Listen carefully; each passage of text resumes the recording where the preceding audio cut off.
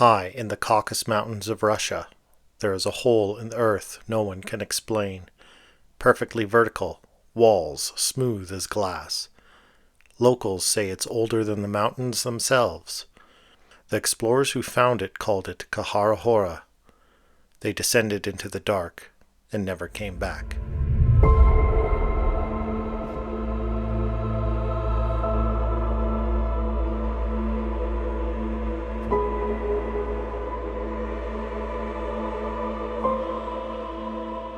The story begins in 2011 in an isolated corner of the North Caucasus where Russia's borders scrape the ancient ridges of the Terek Range. A mountaineer and speleologist named Arthur Zamukov was exploring a limestone ridge near the summit of a little-known peak the locals call Khara-Hora. The name translates roughly to Black Peak. According to reports that surfaced years later on fringe science forums, Zamukov's team noticed something strange. A fissure in the rock face, perfectly rectangular, about a meter wide. They expected a narrow karst shaft. What they found was geometric. When they dropped a light down the hole, the beam seemed to travel forever. No natural contours, no rough edges, just smooth, straight walls disappearing into blackness. The first descent recorded was said to reach 40 meters before opening into a massive chamber, 36 meters tall, in the shape of a near-perfect cube. The walls appeared cut, not eroded. Stone blocks fitted together so tightly that even a blade couldn't slip between them. Zamukov was stunned. He reportedly said to his team, "We are standing inside something made, not by us."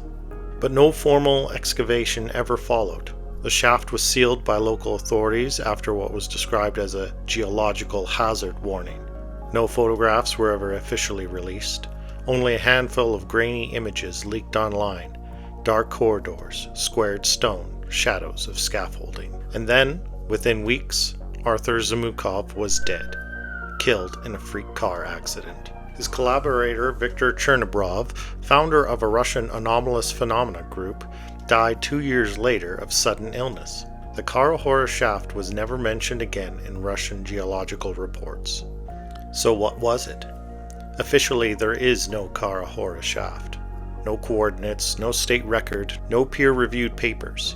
It's a myth stitched together from half-translated blog posts, Reddit threads, and a few lines of text allegedly copied from lost field notes. But myths often begin with a whisper of truth. Around the same time, in Egypt, another discovery was quietly announced, then almost immediately walked back. In January of this year, a team using muon scanning technology beneath the Great Pyramid of Giza detected a void, an immense hidden chamber buried deep under the King's Chamber, described as a vertical cavity of unusual geometry. Deep vertical shafts beneath the heart of a mountain. Early data suggests a void extended far deeper than expected, possibly connecting to older subterranean networks sealed off since antiquity. But within days, the Egyptian Ministry of Tourism and Antiquities denied the claim. The scanning data has not yet undergone peer review, but initial findings seem to indicate a vast complex of void structures below the known Giza complex, seemingly artificial in nature.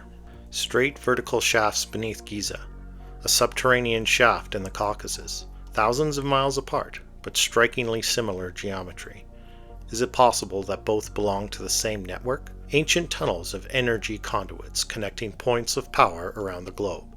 It sounds absurd, until you realize that the Khara-Hora region lies near the same 40th parallel north region that crosses the pyramids of Giza, Mount Ararat, and the ancient city of Delphi, an alignment of ancient mythic sites traced along what some researchers call the Dragon Line, a global meridian of sacred architecture. Could Khara-Hora have been part of an ancient network, a forgotten node in an ancient system buried before recorded history? In folklore from the Caucasus, there's an old Dagestani legend about a door beneath the mountain, a place where the sound of the sea can be heard where there is no sea near. It is said the door leads to the world beneath the world, a vast hollow where the first gods fled when the surface grew cold. You'll find similar stories across the planet, from the Greek Agartha to the Buddhist Shambhala and the Inuit Agarthi myths. Each one speaks of an underworld, a civilization inside the Earth. The modern label we give it is the Hollow Earth theory. Pseudoscience, yes, but deeply persistent pseudoscience.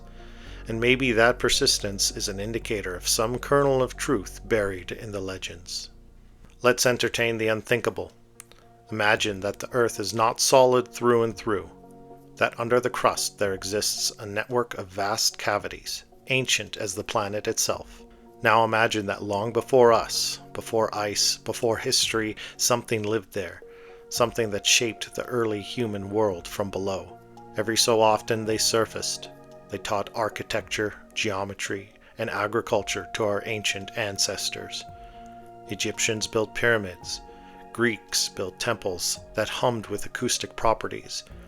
And somewhere in the Caucasus, maybe long before the Scythians, someone carved a shaft straight into the heart of the earth. But for what purpose? What secrets lay buried beneath the mountains? That might explain why explorers who stumbled across it died suddenly. Or maybe the knowledge itself is fatal. Or maybe someone doesn't want that door opened. In Zamukov's alleged notes, if they are real, there's a curious line. He wrote, "When you stand inside the chamber and speak, the sound does not return. It's as if the walls absorb thought itself." Modern acoustic engineers might call that a Helmholtz resonance cavity, a chamber tuned to a specific frequency. In Egypt, the king's chamber of the Great Pyramid is known to vibrate at 118 Hz, a tone that interacts with the human body's resonance frequency. In other words, the chambers sing. Both the pyramid and Khara-Hora may have been designed to channel frequencies, not just as monuments or tombs, but as some kind of acoustic machines. And if that's true, then perhaps the civilizations who built them weren't just mapping the stars, they were tuning the planet. In the months following Zamukov's death, locals reported strange lights near the mountain, spherical glows that rose silently from the slopes and vanished into the clouds. No one connected the dots publicly. It's impossible to verify. Maybe it's all a fabrication, an internet ghost story. Or perhaps we've only begun to find these entrances to another world, long forgotten. Every civilization builds monuments to the sky. What if the real monuments, the real mysteries, descend below? What if beneath every sacred mountain and ancient pyramid there lies a second architecture, a mirror world carved into stone long before our species understood the word civilization? The truth about Kahara-Hora may never be known. The shaft was sealed, the records erased, the men who found it are gone. But legends have a way of surviving, of persisting. Maybe one day another team will open that door, and if the stories are true, maybe they won't find simple ruins. Maybe they'll find something waiting. If you enjoyed tonight's episode, please consider sharing. You never know who might be listening, from above or below. Don't forget to like and subscribe for more content like this, as well as our regular full-length podcasts. Good night.